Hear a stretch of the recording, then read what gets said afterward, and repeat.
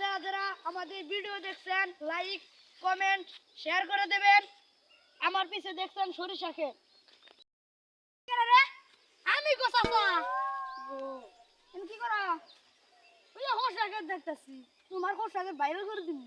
High high না কবি হোসা পুরিটা ফিরা সর্বনাশ করে ফিরা তোমার 10 টন তেল হয়ে গেছে। Oh no! কি কই পাগলের নাগাল এই হোসা পুরি ব্যক্তি দিয়া তেল বানাই হাইরা আমি দুবার বুঝতে হারামু ঢাকা শহরে 20 তলা 10 তলা বাড়ি হারামু। সর্বনাশ করে আলাইছে যাও। Oh no!